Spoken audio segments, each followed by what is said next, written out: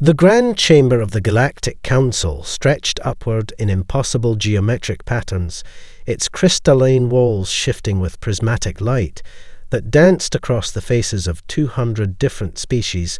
Colonel Jack Harrison adjusted his dress blues and fought the urge to scratch at the ceremonial medals that clinked softly against his chest. Standing at the podium designed for beings twice his height, Harrison could feel the dismissive stares and barely contained snickers from the assembled alien dignitaries. The M4 rifle strapped across his back suddenly felt heavier as whispers in a dozen alien languages echoed through the chamber, their universal translators making their disdain crystal clear.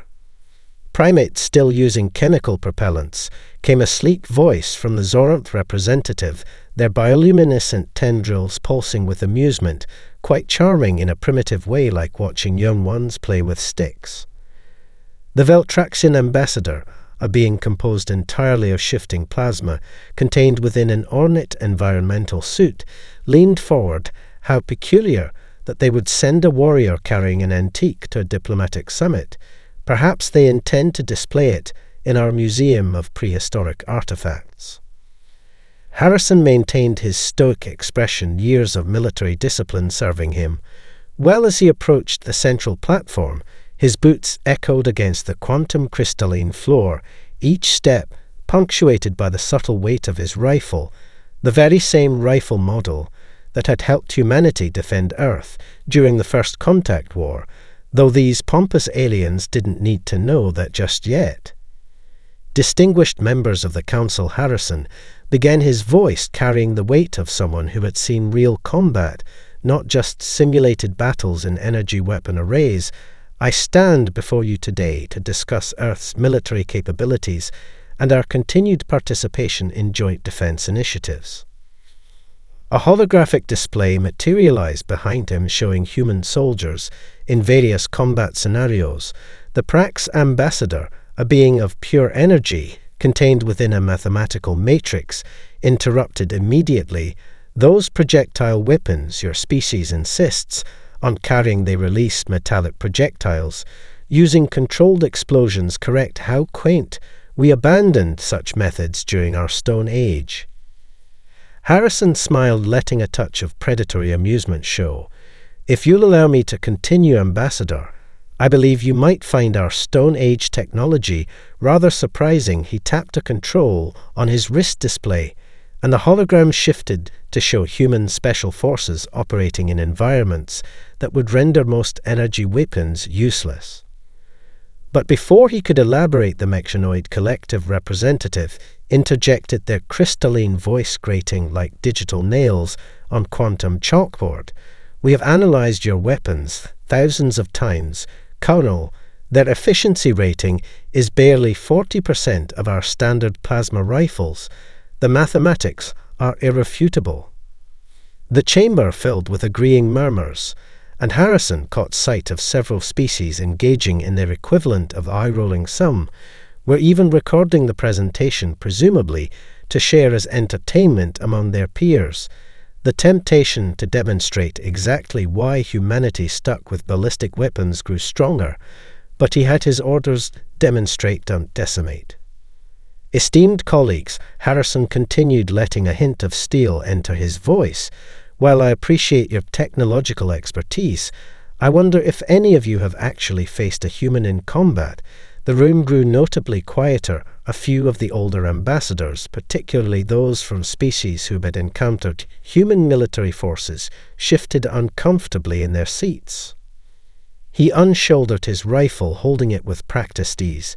The M4, a 9 advanced combat system, appears simple by your standards, I admit, but like humanity itself, his grin widened ever so slightly. Appearances can be deceiving. Before anyone could object, he pressed a hidden button on the rifle's stock, causing it to transform panels, sliding away to reveal technology that made several nearby energy scanners short-circuit.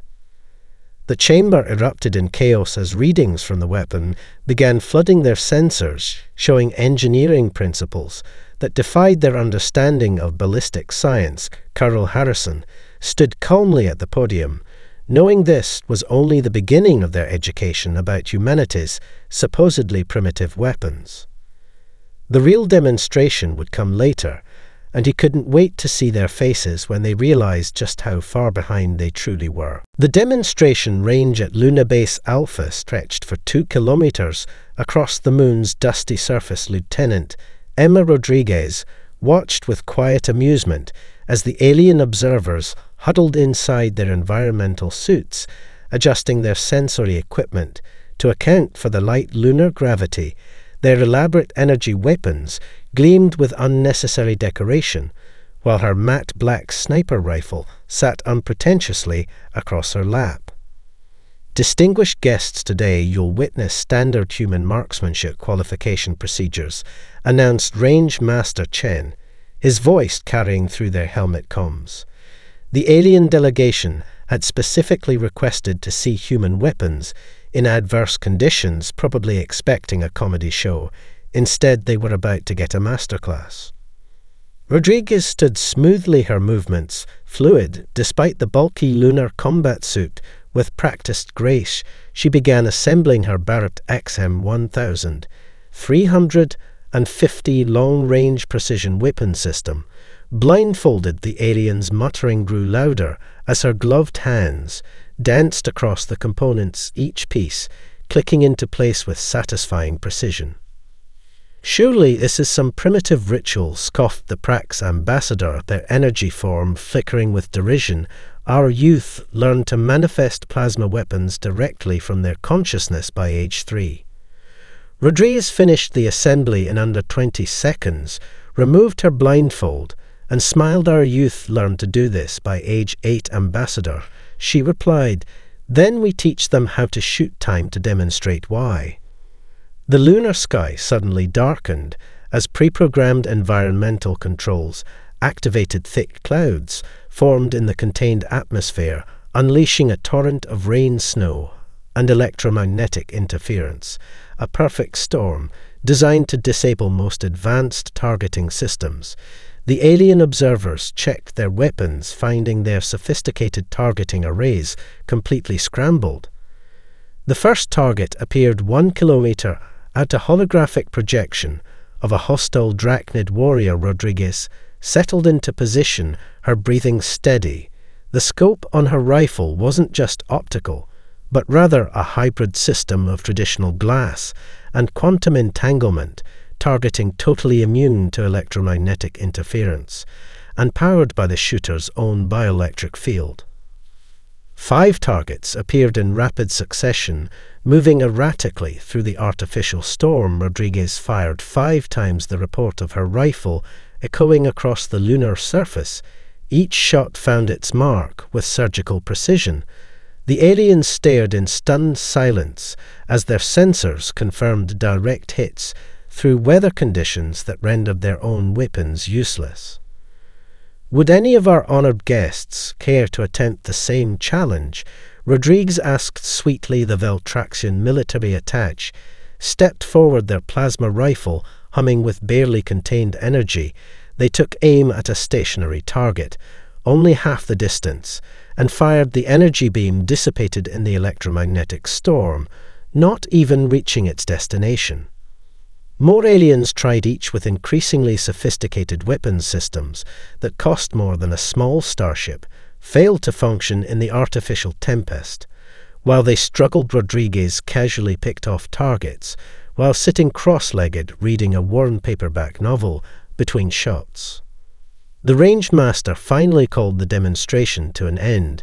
The alien delegation huddled together, speaking in hushed tones, their previous arrogance replaced by reluctant respect and poorly hidden concern. One brave mechanoid approached Rodriguez, their crystalline form vibrating with curiosity. "How is this possible? Your weapon contains no quantum computational matrix, no artificial intelligence, no plasma containment field, yet it functions with greater precision than our most advanced systems." Rodriguez broke down her rifle with the same fluid grace she had shown in assembly, each piece disappearing into a compact carrying case The principles are simple, really. She said technology doesn't always have to be complicated to be advanced sometimes. The most elegant solution is perfecting the basics. The real question is, she paused, meeting the mechanoid's glowing sensors. Why did your species abandon such reliable methods before fully understanding their potential? The aliens left the range that day with far more questions than answers, and as Rodriguez watched them go, she knew they had only scratched the surface of what humanity's supposedly primitive weapons could really do. The real show would begin when they learned about the quantum-engineered ammunition. She had been using. That revelation, however, would have to wait for another day. Major Derek Thompson stood at the edge of the Europan training facility, watching the alien troops fidget in their advanced combat suits. The massive dome above them crackled with artificial solar flares, while magnetic anomalies twisted through the air like invisible serpents, a perfect hellscape for any electronic targeting system. "All right, ladies, gentlemen, and quantum consciousness clusters," Thompson announced, his voice carrying the same tone he used with fresh recruits. "Welcome to what we call a bad day." The assembled alien observers shifted uncomfortably as their suit diagnostics screamed warnings about the electromagnetic interference. Behind him, 4 members of humanity's 1st Special Operations Detachment Delta emerged from their ready room. Their combat gear looked deceptively simple compared to the aliens' crystalline armor and plasma field generators, but anyone looking closely might notice the subtle shimmer of molecular engineering in their supposedly primitive gear. The Prax combat instructor stepped forward, their energy form barely contained by failing shields, impossible to operate in these conditions. They declared their sophisticated targeting system already showing critical failures. "Our warriors will observe from the shielded chamber." Thompson scratched his chin thoughtfully, trying not to smile. "Actually, you'll be participating." He gestured to the obstacle course ahead, complete with moving targets, quantum anomalies, and electromagnetic dead zones. "Our team will demonstrate, then your best operators will attempt the same course.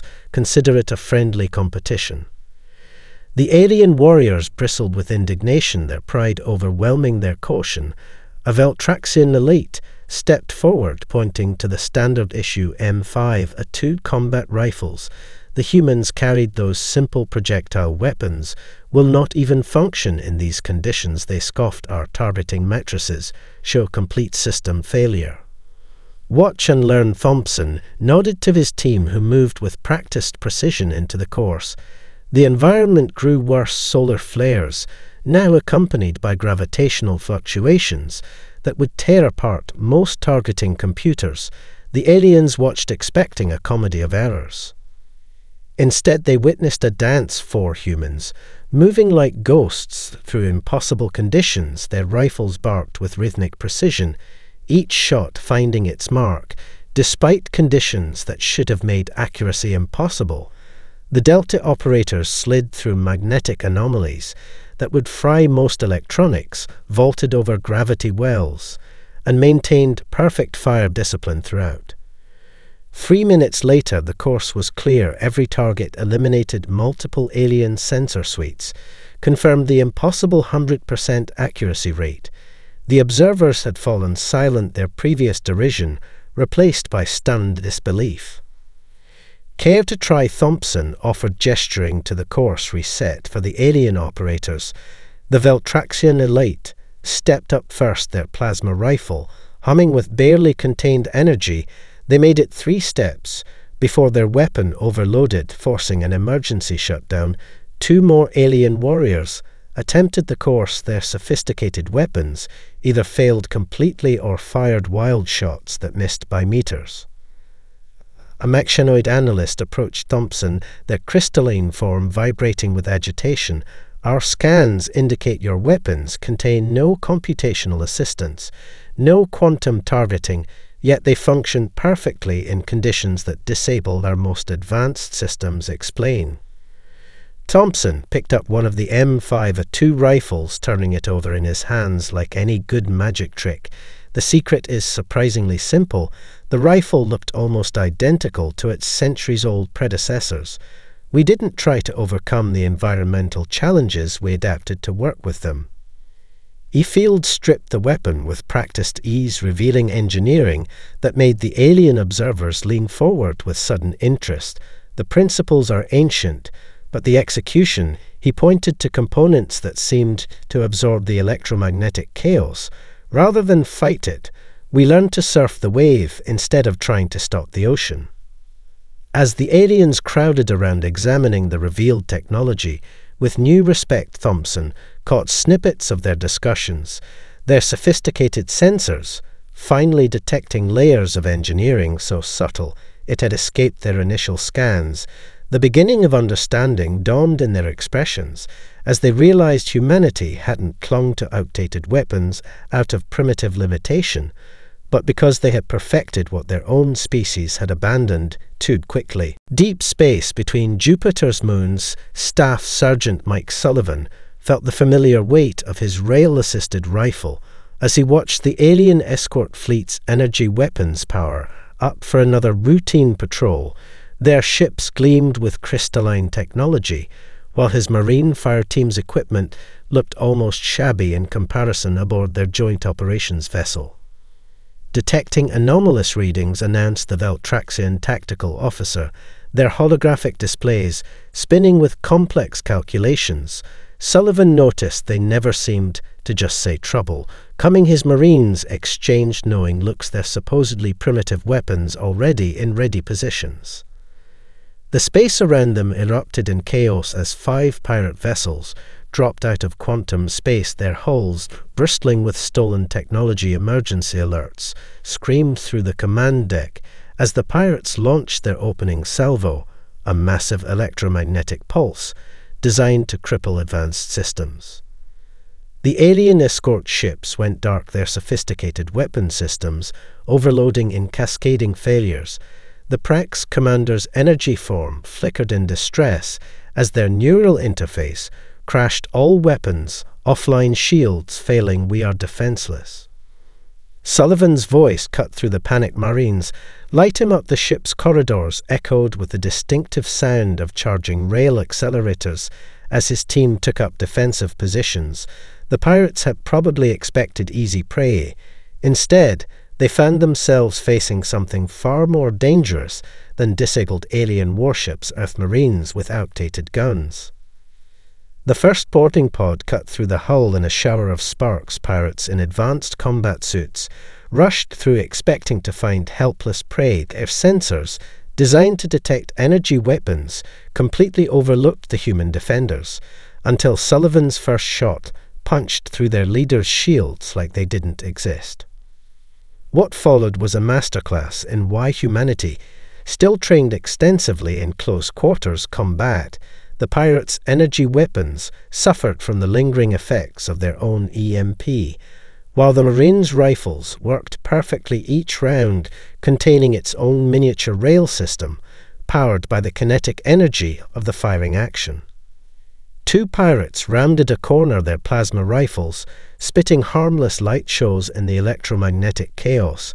Private Jenkins dropped them both with precise double taps, the specially designed ammunition bypassing their shield frequencies. Another group tried to hack the ship's artificial gravity. Sullivan's team, outtrained for zeroed combat, since basic their accuracy unaffected. From the command deck, the alien crew watched in astonishment as primitive ballistic weapons systematically dismantled what should have been superior technology, the pirates growing increasingly desperate as their advanced systems proved worse than useless against basic kinetic solutions. Corporal Rodriguez got their attention over comms. Boss, you're gonna want to see this. 3 pirates cornered, pinned down in engineering. They're trying to surrender, she paused.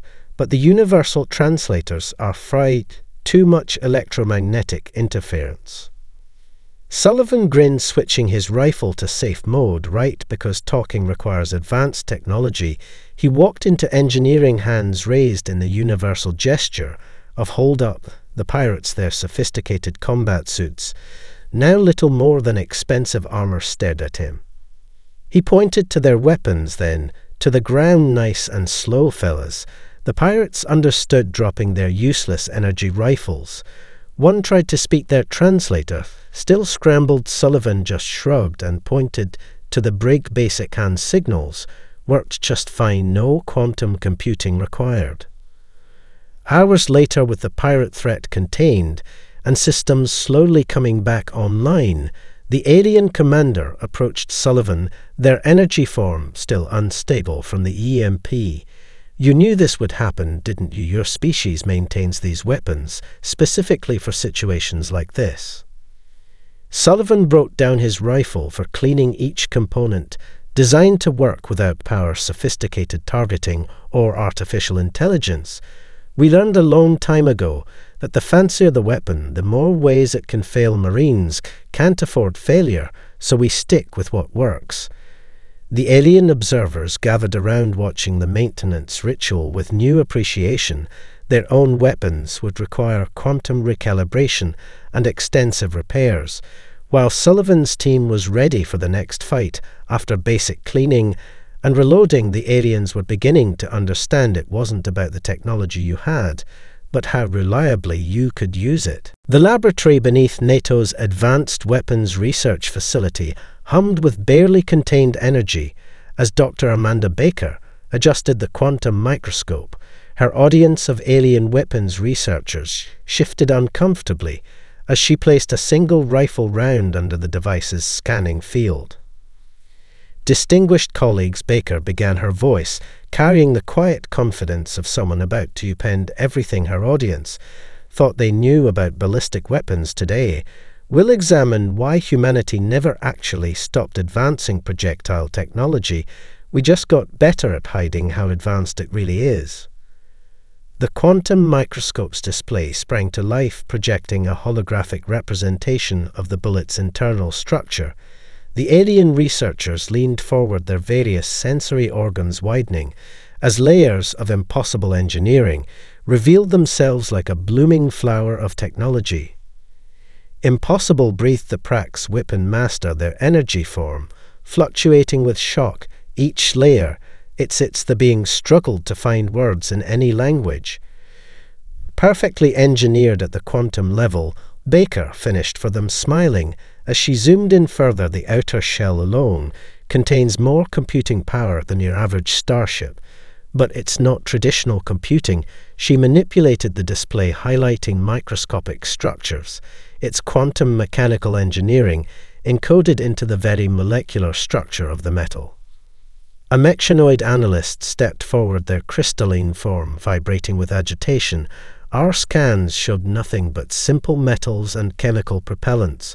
How did you mask this level of engineering? Baker's laugh echoed through the lab. That's the beauty of it.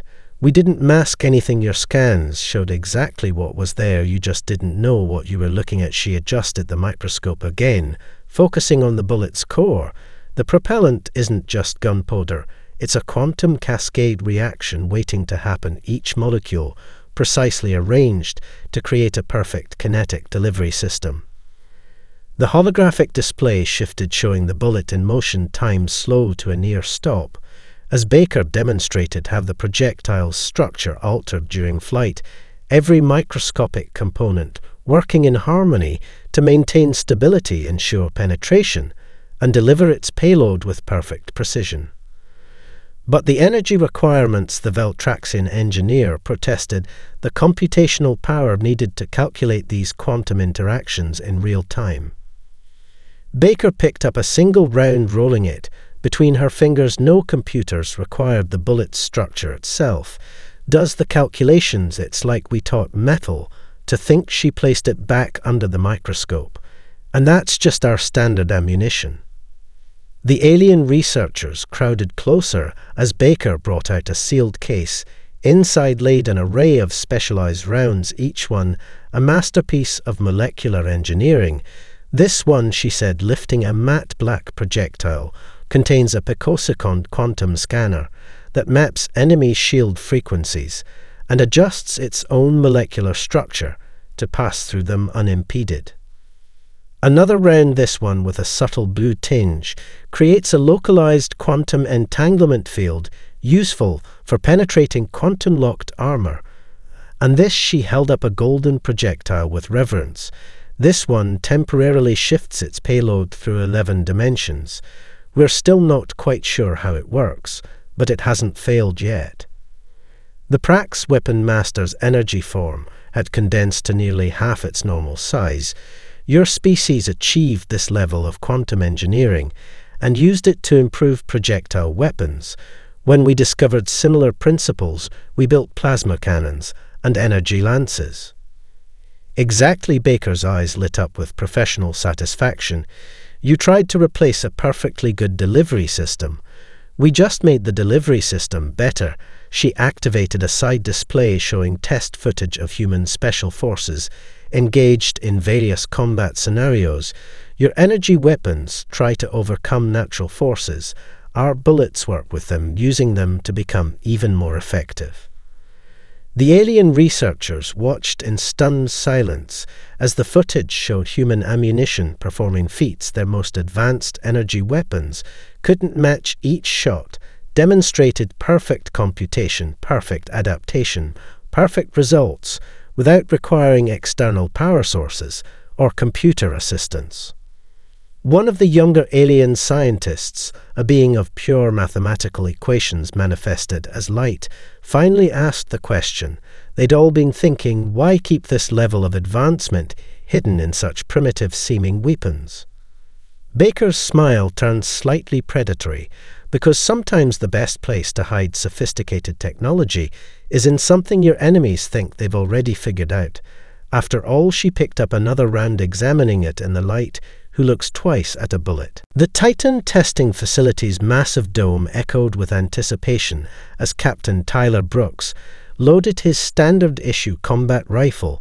The alien military delegation watched from behind quantum-reinforced barriers, their sophisticated sensors primed to record what they assumed would be another primitive demonstration. Ladies, gentlemen, and quantum beings, Brooks announced with a practiced showman's flair, today we'll explore why human weapons don't need external power sources, complex interfaces, or artificial intelligence to outperform your most advanced systems. He pulled out a magazine filled with what appeared to be ordinary ammunition. The mechanoid general's crystalline form pulsed with skepticism. Our analysis indicates those are simple kinetic projectiles, hardly worth the attention of advanced military forces. Their escort of elite guards carried weapons that sparkled with contained plasma and antimatter.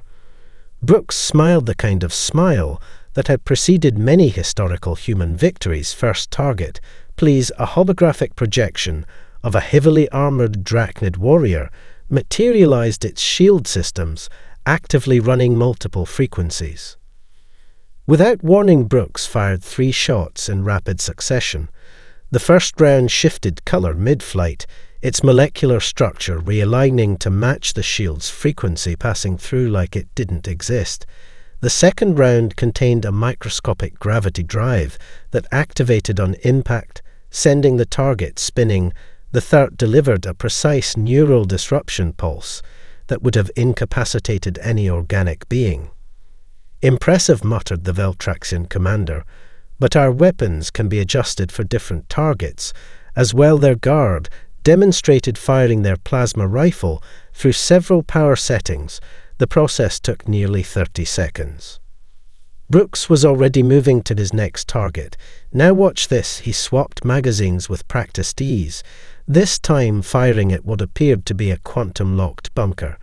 The new rounds contained programmed matter that literally rewrote its own atomic structure mid-flight, adapting to the defense systems in real time. The bunker's supposedly impenetrable walls showed neat, precise holes. But you must change ammunition types for different situations. The Prax Weapons Master protested. Their energy form, fluctuating with confusion, our systems can adjust without requiring physical alterations. Brooks ejected his magazine, holding up a single round. Each bullet is a self-contained system. He explained the quantum engineering In this one round has more adaptive capability than your entire weapon. He pointed to their elaborate energy rifles, which by the way would stop working if I loaded an EMP round right now. The alien delegation shifted uncomfortably, their guards unconsciously checking their weapon power levels. Brooks continued his demonstration, each magazine showcasing increasingly sophisticated ammunition rounds that could shift through multiple dimensions, rounds that created localized time dilation effects, rounds that could track targets through solid matter. A young mechanoid analyst finally asked the question burning in everyone's processors: how do you power such sophisticated systems? Our weapons require massive energy cells and quantum computers to achieve similar effects. Brooks Field stripped his rifle, laying out its components. None of this is powered, he said, gesturing to the weapon parts. The power comes from the ammunition itself. Each round contains a quantum cascade reaction, initiated by the simple mechanical action of firing the bullet casing, is just clever packaging for incredibly sophisticated engineering. He reassembled the rifle with fluid grace. Your species tried to reinvent the delivery system. We just made the payload smarter. The quantum mechanics encoded in these rounds make your targeting computers look like pocket calculators, and they never need charging, never need software updates, and work perfectly in conditions that would fry your systems. The alien delegation huddled together, speaking in hushed tones, as Brooks loaded one final magazine. "This one's my favorite," he announced, almost got court-martialed for showing it off last time. The round he fired seemed to vanish mid-flight, reappearing inside a quantum-locked container, without disturbing any of the space between. The mechanoid general's form had crystallized into a rigid geometric pattern or shock. Your species achieved controlled quantum tunneling in a projectile weapon. Their voice carried both awe and horror. Brooks safed his weapon and smiled. "That's just the baseline model. Wait until you see what we load in our heavy weapons." The alien's sensors hadn't even detected the other capabilities hidden in that final round. Sometimes he thought the best part of human weapons technology was letting others underestimate it. The Pentagon's Advanced Weapons Chamber hummed with contained power as General Lisa Martinez stood before the assembled alien military command. Her dress uniform gleamed under the quantum lights, but it was the weapon system behind her that drew every alien eye, a perfect fusion of traditional human engineering and bleeding-edge technology that defied their understanding. Honored Representatives Martinez began, her voice carrying the weight of centuries of human military innovation. "You've seen our standard infantry weapons. Now it's time to show you why the galaxy's most advanced species are about to completely revise their weapons development protocols." The massive weapon behind her looked deceptively simple at first glance, like someone had merged a traditional heavy machine gun with technology that made the alien observer sensors scramble in confusion. The Prax Supreme Commander's energy form pulsed with distress as their quantum analysis systems tried and failed to categorize what they were seeing. "We didn't ignore energy weapons," Martinez continued, stepping toward the hybrid system. "We just approached their development differently." She pressed her palm against the weapon's side, causing panels to slide away, revealing engineering that made several alien observers physically recoil. "Impossible," breathed the Veltraxian High Marshal. "That's antimatter containment, but it's integrated with their primitive firing mechanism. Their most sophisticated sensors were reporting readings that contradicted everything they thought they knew about weapons development." Martinez smiled. "That's just the power source. The weapon's true capabilities had the alien delegation nervously checking their personal shields. Each round combines traditional kinetic delivery systems with a controlled antimatter reaction." She lifted what appeared to be a simple ammunition belt. The alien observers leaned forward, their various sensory organs straining to understand. The mechanoid war chief's crystalline form vibrated with agitation, Our civilizations spent millennia trying to perfect energy weapon systems. You're telling us humans simply combined them with projectile technology instead. Exactly. Martinez loaded the belt into the weapon with practiced ease. Why abandon a proven delivery system when you can enhance it instead? The chamber's quantum dampeners hummed as she charged the weapon watch carefully. She warned this demonstration tends to overwhelm most sensor systems. The hybrid weapon roared to life, each round leaving the barrel wreathed in controlled antimatter reactions. The targets downrange didn't just disappear, they ceased to exist at a quantum level. The energy discharge patterns looked impossible, combining the reliability of ballistic weapons with power that made advanced plasma rifles look like toys. Your species, Martinez, continued over the stunned silence, achieved controlled antimatter reaction chambers. Small enough to fit in a bullet casing, the Prax commander's energy form had condensed to a fraction of its normal size, processing implications that threatened to rewrite their understanding of warfare. But the power requirements, the computational needs, the Veltraxian Marshal protested their own energy weapons required massive power cells and quantum computers to achieve fraction of these effects. Martinez ejected the spent belt, catching a single casing between her fingers. Each round contains its own antimatter reactor, she explained. Quantum engineering, encoded into the shell itself, handles all the calculations. No external power source required, no complicated targeting systems to fail. That's why our weapons work perfectly in conditions that render your energy weapons useless. The alien delegation watched in horrified fascination as she field-stripped the weapon, revealing layer after layer of impossible engineering. We didn't stop developing advanced technology, she explained. We just hid it in plain sight, made our enemies think we were stuck in the past, while we perfected the future. A young mechanoid analyst finally asked the question burning in every alien processor, why reveal this now? Why show us the true extent of human weapons technology? Martinez's expression turned serious as she reassembled the weapon. Humanity is tired of being underestimated. We've watched other species abandon reliable, proven technologies in pursuit of flashier alternatives. You thought we were primitive. She charged the weapon again, its antimatter core humming with contained power. We're actually so far ahead, we circled back around to basics, just better basics. The alien military command left the demonstration that day with the uncomfortable realization that they hadn't been observing a primitive species cling to outdated technology. They'd been watching an advanced civilization, perfect weapons development in ways their own species had never imagined. And somewhere in their reports, a simple note would be added: human weapons. Classification updated to beyond advanced. The Galactic Council chamber seemed smaller now as Fleet Admiral James Cooper took the podium. Gone was the condescending laughter that had greeted Colonel Harrison weeks ago.